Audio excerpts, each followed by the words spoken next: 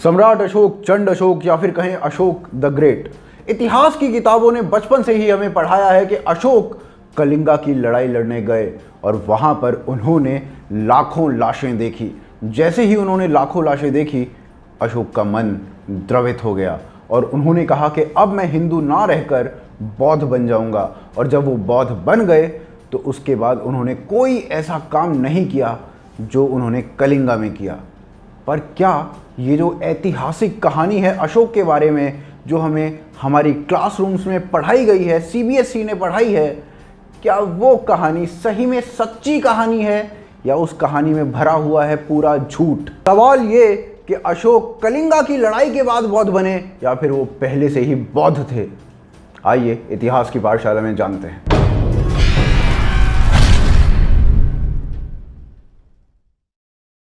वर्ष 298 बीसी चंद्रगुप्त मौर्य ने अपने पुत्र बिंदुसार के लिए गद्दी छोड़ दी। बिंदुसार ने चंद्रगुप्त मौर्य का जो एम्पायर था उसको अफगानिस्तान, जो कि मॉडर्न डे अफगानिस्तान है, वहां से लेकर बंगाल तक फैला दिया। बिंदुसार का जो मौर्यन एम्पायर था वो अखंड भारत को पूरा कवर करता था, केवल सदर्न टिप को छोड़ते हुए। बताया जाता है बिंदुसार का जो राज्य है वो पूरा का पूरा शांति प्रिय था और वहां पर छुटपुट रिबेलियन घटनाएं होती थी। सब कुछ बिल्कुल सही चल रहा था, लेकिन साल 274 बीसी में बिंदुसार की तबीयत खराब हो जाती है और उनकी तबीयत जब खराब होती है तो उसके कुछ ही दिनों के अंदर बिंदुसार दम तोड़ देते हैं। जब बिंदुसार बीमार थे तो उनके पुत्र सुशीमा को राजभार संभालने के लिए दिया गया। सुशीमा अपने पिता के साथ थे और पाटलिपुत्र जो कि राजधानी थी उससे बाहर थे। उसके बाद जब उनके पिता की मृत्यु हुई उसके बाद सुशीमा पहुंचते हैं पाटलिपुत्र जो कि राजधानी थी। अब पाटलिपुत्र यानी कि पटना में पहुंचने के बाद सुशीमा पाते हैं कि अशोक जो कि उनका आधा भाई था, उन्होंने काफी सारे उनके आधे भाइयों को मार दिया था। अशोक ने एक एक करके अपने सभी भाइयों को ग्रीक्स के साथ यानी कि यवनों के साथ मिलकर मार दिया था।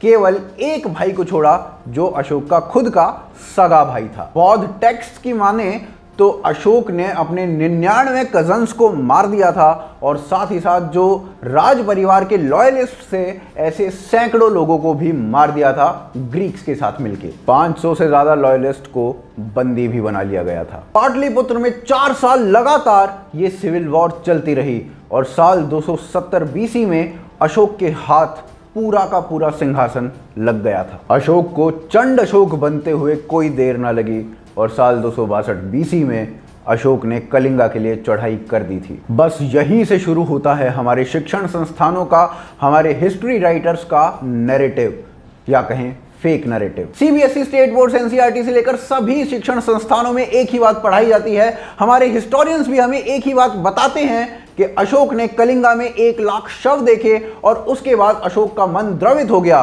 उसके बाद अशोक ने कहा कि चलो अब मैं हिंदू से बौद्ध बन जाता हूं और हिंसा को त्याग देता हूं। मगर ये तो हमें पढ़ाया गया, इसका असली सच क्या था देखते हैं। अशोक के समय के साल 236 बीसी के कुछ कार्विंग्स मिले हैं और उन्हें ब्रिटिश म्यूजियम में रखा भी गया है और वो कार्विंग्स बताते हैं, वो स्टोन्स बताते हैं कि अशोक कलिंगा की लड़ाई से 2 वर्ष पहले ही बौद्ध बन चुके थे।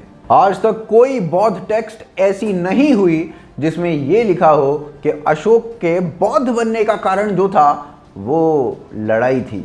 हाँ, भारत में ये बात पढ़ाई जरूर जाती है। बौद्ध टेक्स्ट के हिसाब से अशोक के जो लिंक्स बुद्धों के साथ थे वो कम से कम 1 डेकेड पूर्व से थे जब कलिंगा वॉर शुरू हुई थी। साथ ही साथ एविडेंसेस ये भी बताते हैं कि अशोक ने पॉलिटिक्स के चलते अपने आप को कन्वर्ट किया, ना कि किसी वॉर की वजह से। जब संजीव सान्याल अपनी किताब द ओशन ऑफ चर्न की रिसर्च कर रहे थे तो उन्हें ऐसे बहुत सारे प्रूफ्स मिले जो ये चीख चीख कर कह रहे थे कि अशोक कलिंगा की लड़ाई से बहुत पहले बौद्ध बन चुके थे। चलिए अब जानते हैं कि क्या अशोक कलिंगा की लड़ाई के बाद पीसफुल हो गए थे जैसा कि हमें पढ़ाया जाता है। कोई भी बौद्ध टेक्स्ट आपको यह नहीं बताती है कि अशोक का मन द्रवित हुआ था कलिंगा की वॉर के बाद।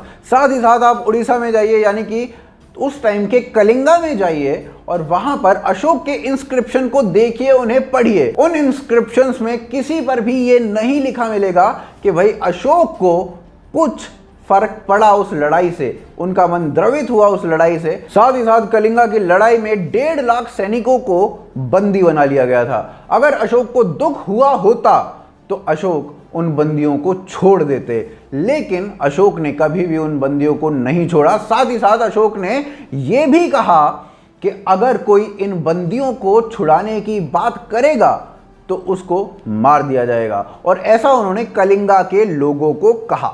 अशोक को किसी युद्ध से कभी दुख हुआ, ऐसे इंस्क्रिप्शंस आपको अशोक स्तंभ पे पाकिस्तान के अंदर मिलते हैं, जो कि कलिंगा से बहुत दूर है। अगर आप खुद के टेक्स्ट भी पढ़ोगे तो अशोक के खुद के टेक्स्ट में कोई अपॉलॉजी नहीं लिखी गई है उड़ीसा के यानी कि कलिंगा के लोगों के लिए। एक बार एक जैन धर्म के अनुयायी ने एक फोटो बनाई जिसमें बुद्ध को दिखाया गया कि वो महावीर जैन के सामने नतमस्तक हुए हुए हैं, और उसके बाद अशोक ने ऑर्डर दे दिया कि इस जैनी का सर कलम कर दो। उसके बाद अशोक ने और ऑर्डर दिए कि आप जहां पे भी किसी जैनी को देखते हैं उसका सर कलम करके ले आइए। जैनियों के अलावा एक और कल्ट था आजीविका। बिंदुसार आजीविका में मानते थे, और आजीविका के जितने भी फॉलोअर्स थे अशोक ने उनको भी मारने के ऑर्डर्स दे दिए थे। और ऐसा मैं नहीं कह रहा हूं, ऐसा बौद्ध टेक्स्ट कहते हैं। ये सारी चीज़ें लिखी गई हैं अशोक वदन नाम की एक किताब में, आप उसको पढ़िए, उसमें आपको ये सारी चीज़ें दिखाई देंगी। ये वही किताब है जहां से अशोक के बारे में सारी अच्छी अच्छी चीज़ें हमें बताई जाती हैं, मगर इन सब चीज़ों को छुपा लिया जाता है। साथ ही साथ हमारे इतिहासकार हमें यह भी बताते हैं कि मौर्यन एम्पायर जब खत्म हुआ उसके साथ ही शुरुआत हुई शुंग वंश की, और शुंग वंश की जब शुरुआत हुई तो उसके बाद बौद्ध टेम्पल्स को तोड़ दिया गया, बौद्ध स्तूपों को तोड़ दिया गया, जो भी अशोक ने काम किया उसको खत्म कर दिया गया, और साथ ही साथ बौद्धों को मरवाया जाने लगा। और ऐसा करने के पीछे एक ब्राह्मण था। अब इसकी क्या सच्चाई है देखेंगे अगले एपिसोड में। ये सभी जानकारी लेने के लिए आप हमारे साथ बने रहिए, आप देखते रहिए AKT के इतिहास, और आप हमें सब्सक्राइब ज़रूर कीजिए, अपने फ्रेंड सर्कल में, अपने फैमिली में हमें पहुंचाइए, और साथ ही साथ जानकारी लीजिए इतिहास की।